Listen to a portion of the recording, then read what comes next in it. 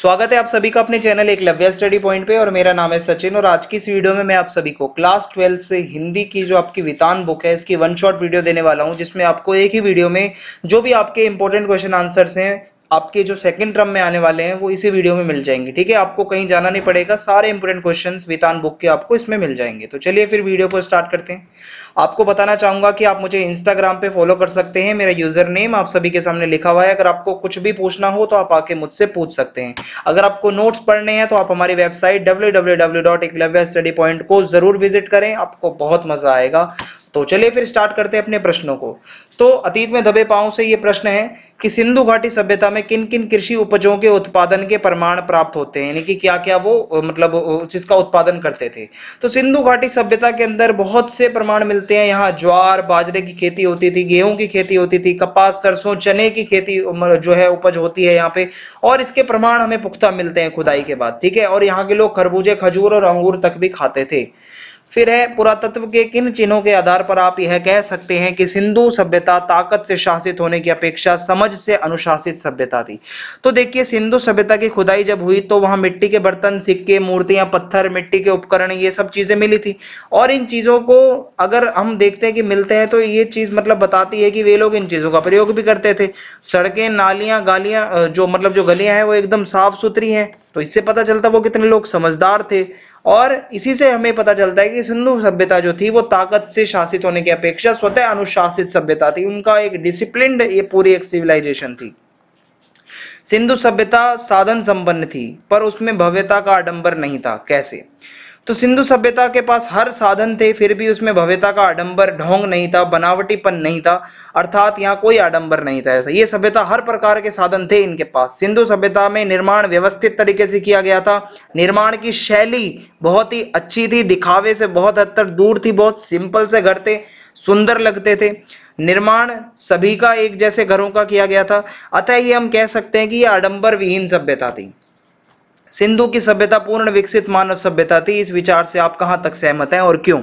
तो देखिए, सिंधु की जो सभ्यता थी वो एक पूर्ण विकसित मानव सभ्यता थी। इस विचार से हम पूरी तरीके से सहमत हो सकते हैं, क्योंकि यह सभ्यता धर्म तंत्र या राजतंत्र की शक्ति का प्रदर्शन करने वाले महलों, उपासना स्थलों आदि का निर्माण नहीं करती थी, बल्कि यहाँ पे समाज जो था वो अपने आप ही सब कुछ कर लेता था। यहाँ पे जितने भी ये लोग थे वो, अगर आप देखोगे तो दिखावा नहीं करते थे, चारों ओर केवल और केवल सुंदरता थी, समाज सबसे पहले आता था। और हम इसको देखते हुए कह सकते हैं कि सिंधु सभ्यता पूर्ण विकसित मानव सभ्यता थी।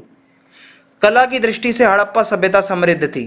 आपको उदाहरण के साथ बताना है। तो देखिए, कला की दृष्टि से हड़प्पा सभ्यता बहुत समृद्ध थी। इस सभ्यता के लोगों में कला के प्रति बहुत ही ज्यादा जानकारी थी, जो कि हमें उदाहरण देखने को मिलते हैं। दैनिक प्रयोग की वस्तुएं मिलती हैं, जैसे वहां की वास्तुकला, नियोजन वहां का कैसा था, धातु पत्थर की मूर्तियां, मिट्टी के बर्तन, उन पर बने चित्र, वनस्पति एवं पशु पक्षियों की छवियां, मोहरें, आकृतियां जो उत्कीर्ण थी, ठीक है, खिलौने, केश विन्यास, आभूषण, सुगढ़ लिपि, ये सारी चीजें हमें बताती है कि बहुत ही ज्यादा समृद्ध ये सभ्यता रह चुकी थी।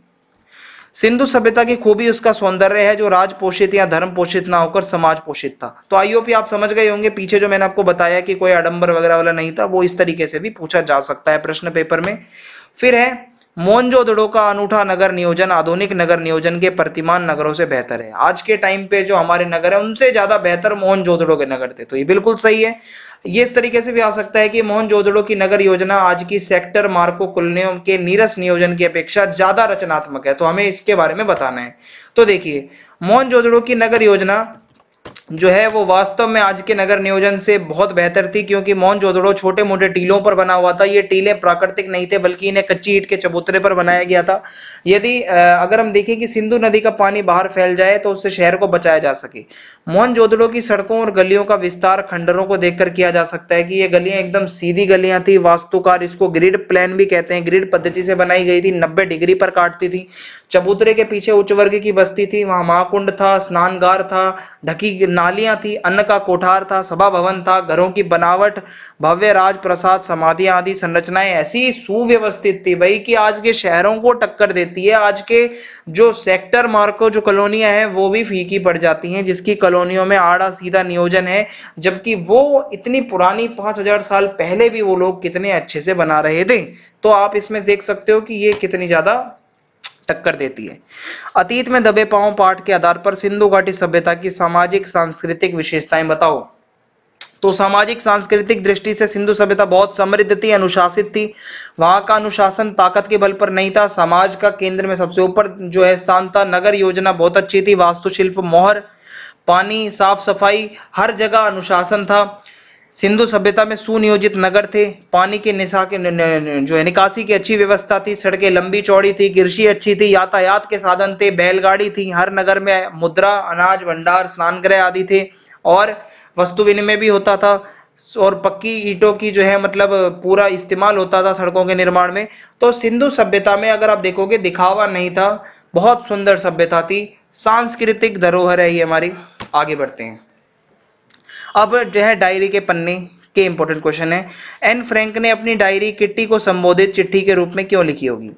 तो एन फ्रैंक की डायरी से पता चलता है कि उसके मन की बातों को समझने की क्षमता ना तो उसके परिवार के किसी सदस्य में थी, ना ही किसी और में थी। तो एन फ्रैंक अपने आप को अन्य लोगों से अच्छा समझती थी। वह जानती थी कि वह डायरी में जो भी मतलब लिखेगी उसे शायद ही लोग पढ़कर समझ पाए, इसलिए उसने अपनी गुड़िया किट्टी को संबोधित करते हुए ये डायरी चिट्ठी के रूप में लिखी। डियर किट्टी, प्रिय किट्टी, आप देखोगे डायरी के पन्ने के आधार पर महिलाओं के बारे में एन फ्रैंक के विचार बताओ। तो एन फ्रैंक को ऐसा लगता है कि महिलाओं पर अन्याय की हद हो गई है, पुरुष स्त्रियों को घर में ही बांध कर रखना चाहते हैं जिससे वे उन पर अत्याचार करें, अपनी हुकूमत चला सकें। आधुनिक समाज में स्त्रियों ने घर के बाहर अपना कदम रखकर प्रमाण दे दिया है कि वो भी पुरुषों से कंधा मिलाकर चल सकती हैं, और चाहे वो पढ़ाई का क्षेत्र हो चाहे व्यवसाय के क्षेत्र हो। ठीक है। डायरी के पन्ने के आधार पर एन फ्रैंक के जीवन की एक ऐसी घटना का उल्लेख कीजिए जो उसकी मानसिक चिंता को दिखाती है।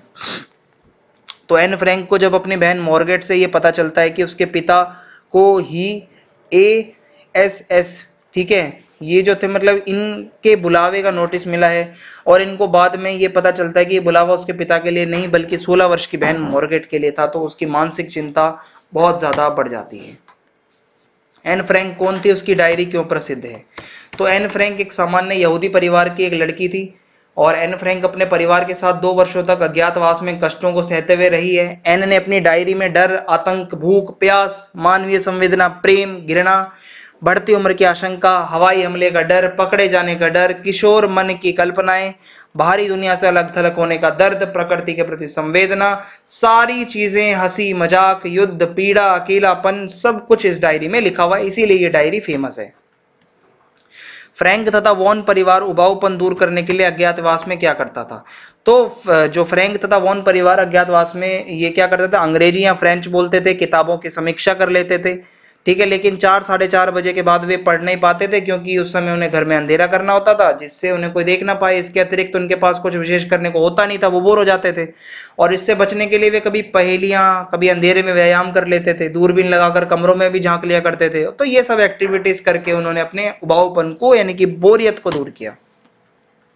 एन कौन थी, उसकी डायरी इतिहास का महत्वपूर्ण दस्तावेज क्यों है। तो ये मैंने अभी पीछे आपको बताया था, ठीक है, क्यों प्रसिद्ध है, वो सारी चीजें आप इसमें लिख सकते हो, चल जाएगा। इसी के साथ ये वीडियो हमारी यहीं पे समाप्त होती है। आप चैनल को सब्सक्राइब करना ना भूलें, ज्यादा से ज्यादा वीडियो को शेयर कर दें, कमेंट करके जरूर बताएं वीडियो आपको कैसी लगी। जय हिंद, जय भारत, बहुत बहुत धन्यवाद आप सभी।